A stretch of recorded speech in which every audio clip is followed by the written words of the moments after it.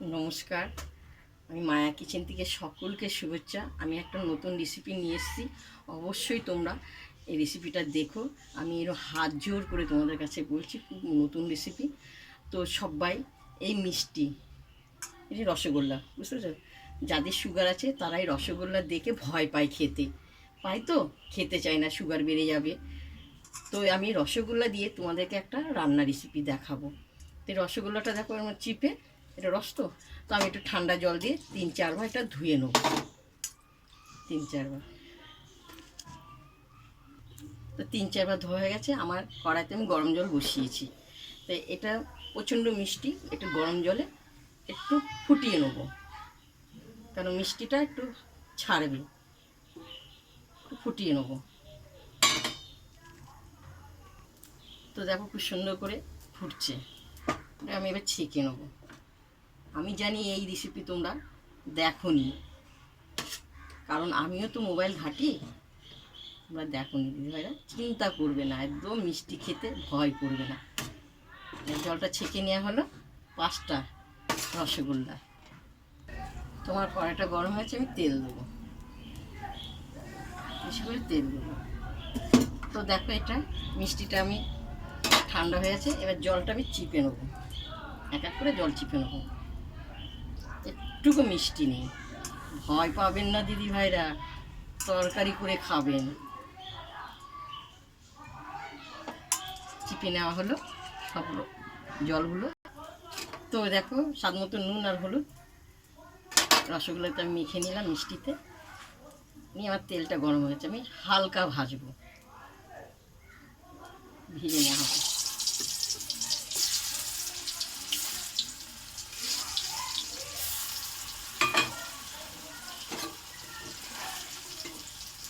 হালকা হালকা একটু ভাজা হবে। তো দেখো আমার খুব সুন্দর লাল লাল করে ভাজা হয়ে গেছে। আমি এক এক করে তুলব, খুব সুন্দর গোটা এক এক করে সব তুলে নেবো। তো আমার তেলটা, আমার রসগোল্লা ভাজা হয়ে গেছে। তেজপাতা ফোড়ন দেওয়া হলো, জিরে ফোড়ন দেওয়া হলো। তো আলু আমি কিছু ডুমো ডুমো করে কেটেছি, দিয়ে আমি এটা লাল করে ভাজবো।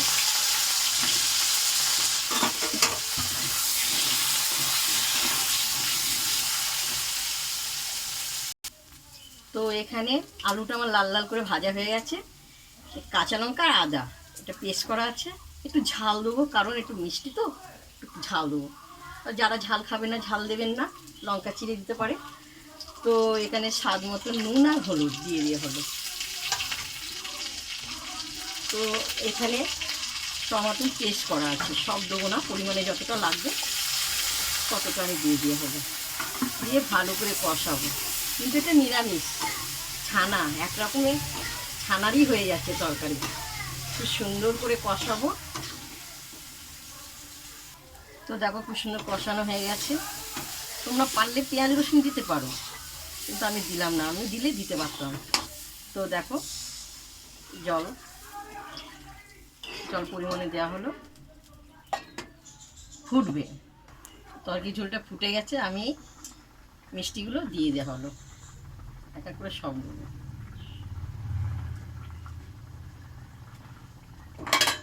তো একটু নেড়ে চেড়ে দেবো। কালারের জন্য কাশ্মীর লঙ্কা একটু দেওয়া হলো। জিরে, ধনে, তেজপাতা, গোলমরিচ পেস্ট করা আছে, দিয়ে দেওয়া হলো। কিন্তু সব কিছুতে পেঁয়াজ মানায় না, তোমরা যদি খাও খেয়ে নিও, তো এটা তো ভালো লাগবে না। তোমার তরকারি হয়ে গেছে, গরম মশলাটা দিয়ে দেওয়া হলো, পুরো তৈরি হয়ে গেছে। এরপর আমি ঢালবো।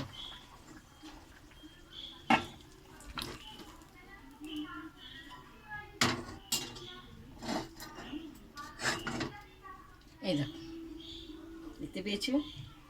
একটু খেয়ে তো দেখাতে হবে। মনে হয় একটা ডিম, মিষ্টি মনে হচ্ছে না। একটা তুলে দেখাচ্ছি, খুব সুন্দর হয়েছে, মুলাম। তো আমি একটু খেয়ে দেখি। এই দেখো, দেখতে পেয়েছো? একটুকু মিষ্টি লাগছে না, ঝাল হয়েছে, খুব সুন্দর হয়েছে খেতে, খুব ভালো লাগছে। দিদিভাইরা, তোমাদের সুগার হলে তোমরা ভয়ে খাও না, এইভাবে খাবে। দাদা ভাইরা, দিদি ভাইরা কেউ আসলে তাদেরকে দিয়ে দাও ভয়ে যে আমার সুগার আছে, এভাবে তরকারি করে খাবে, এক থালা ভাত খেতে পারবে। এত সুন্দর হয়েছে মিষ্টি দিয়ে তরকারি। যদি ভালো লাগে আমাকে লাইক দিও, শেয়ার করো, কমেন্ট করবে। এটা নতুন একটা রেসিপি তোমাদের কাছে নিয়ে এসেছি, মুখে লেগে আছে, তোমরা না খেলে বুঝতে পারবে না। দুপুরবেলায় এটা আমি রান্না করেছি 5টা মিষ্টি দিয়ে। টাটা।